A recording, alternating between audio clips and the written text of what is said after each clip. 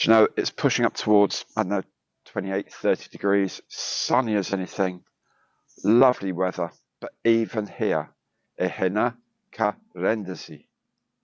Monday Matters in Albanian on Gary's stuff.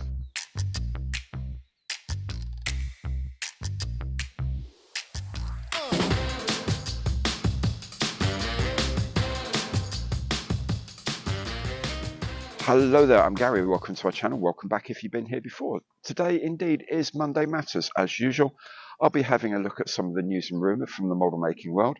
I'll be catching up with what you saw last week on my channel, on my bench, and then, of course, I'll be announcing this week's kit of the week. It's already been built. It's already up online. I've scheduled it whilst I'm on holiday, so you don't miss out any content. As usual, anything you like, please do remember, Imperial thumbs up on the like button below because every like counts. If you haven't done so yet, please do subscribe to the channel, hit the bell and you'll be notified of all my future videos as they turn up. And of course, if you want to offer a bit more concrete support, you can do that through Super Thanks by becoming a channel member or indeed going through any of my online partner programs. Okay, well, before we catch up with the news, just a quick brief thing. Here I am in Albania, the town of Velipoja, right in the north of Albania. It's a beautiful place. We saw it on the way in on the plane. Managed to catch a bit of footage of it on the way in. At least I thought it was, and then I looked on maps and whatever, and it is indeed where we are. Landing in Albania, very nice. Tirana Airport's very pleasant, very modern. Being modernised all the time. Fancy electronic passport gates that actually work. And what else? Oh yeah, as you taxi in, you go past. And it's like a collection of Cold War planes. There's a row of like MiGs. I think it's 17s, a couple of 19s, and one or two 15 UTI trainers. There's a big old Ilyushin 28 Beagle sitting there as well. And then there's another couple of MiG-19s on plinths that look like they've been restored as sort of gate guardians or whatever, a bit further on. And then there's the airport itself. We flew over with Finnair. It was a British Airways flight, but operated by Finnair for some reason. Yeah, it's all very pleasant. 2 hours to get here.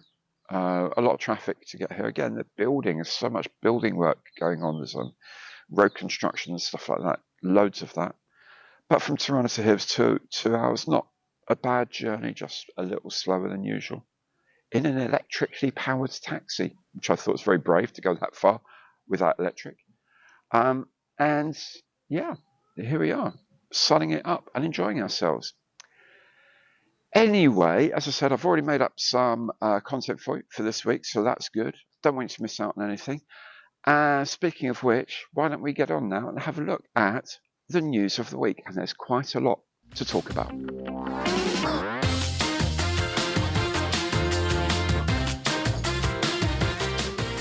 Dora Wings has released a CAD preview of their 1/32nd scale kit of the Dawatin D520 fighter.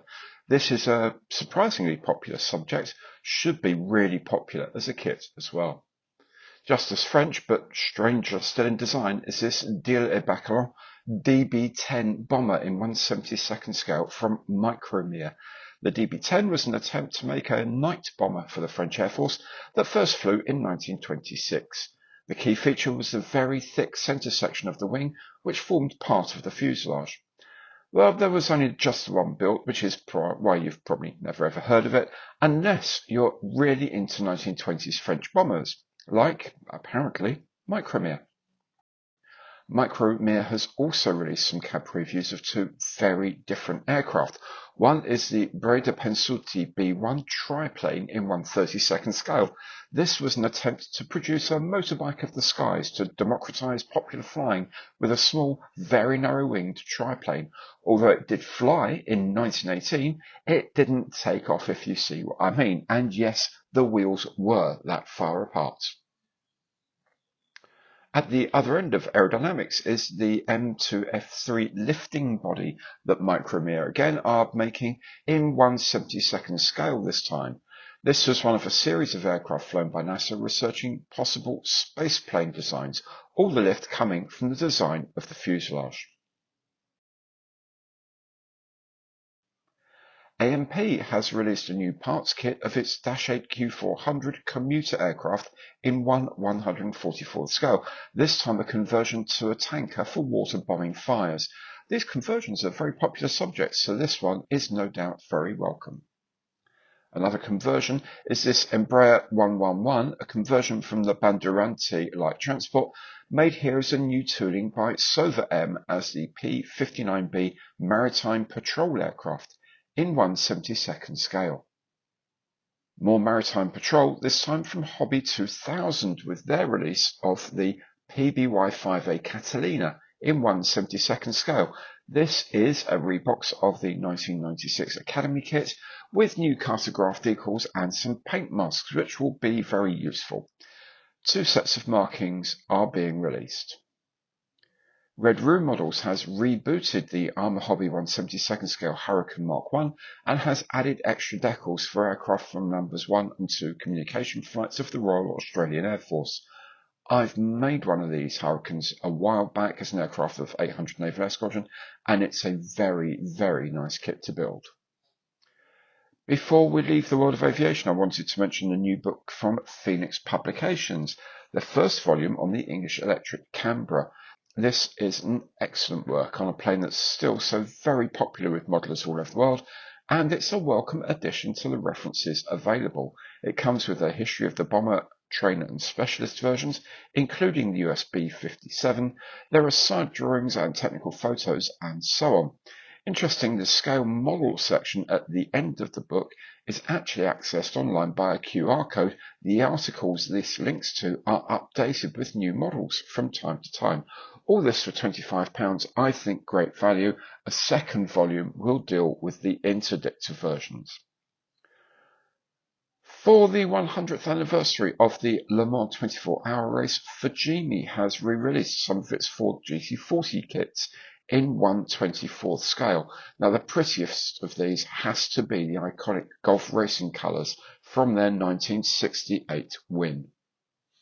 Beaver Corporation has this new 1/72nd scale Japanese Type 97, a Chiha medium tank with a bulldozer conversion, a very different subject for fans of Pacific War dioramas. Now, if you like a tractor, then Miniart has this German D8506 vehicle in 1/24th scale. A great opportunity for high definition weathering, I'd say. Playmore 3D has this new 1/72nd scale kit of the classic Zundap KS750 motorbike and sidecar with the mounted MG42 machine gun, maybe for an Indiana Jones diorama. And for that new take on a Vietnam era diorama, how about this wonderful Saigon shuttle vehicle complete with driver and passengers, or indeed this set of US military containers, which also comes with water and fuel cans, all of these in 1/35th scale. And finally, on the weirdometer of news this week is the 1/35th scale set of tombstones from Yen Models, 5 resin tombstones plus crosses and a photo-etched detail sheet. I guess everyone has to go sometime, but I don't know.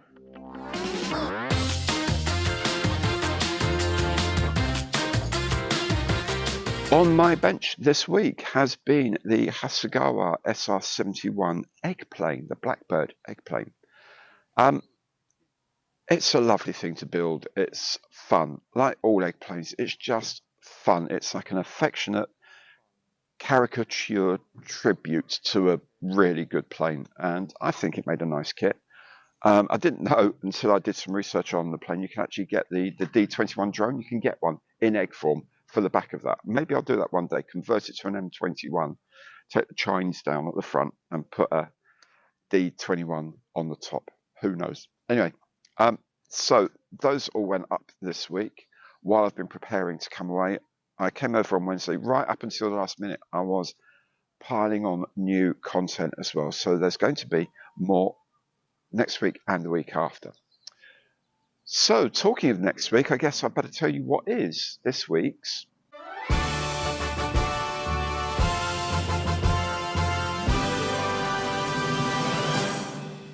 kit of the week. And this week's kit of the week is the English Electric Lightning F2 in 1/72nd scale from Airfix. Now, as usual, there'll be a box opening video first, which will be tomorrow. Then there will be a history video where I'll talk about the history of the Lightning and, of course, what other kits are available. And then finally, we'll have a build video showing you how I put this plane together. Now, I really, really enjoyed building this. I think it makes a lovely kit. Now, if you want to know when these pop up and you haven't done so yet, please do subscribe to the channel and hit the bell. You'll be notified of all my future videos as they turn up. And of course, anything you like on my channel, you give it the imperial thumbs up if you'd be so kind on the button below, because every like counts. Well, that's it for now. The neighbour's doing some gardening, so I'm going to go get a coffee, glass of water, maybe sit out and read. Have a lovely, lovely week. Come back for the Lightning, because trust me, it's a really nice kit. And I will see you next week again for Monday Matters back in the UK. Enjoy your week. Take very good care. Bye for now.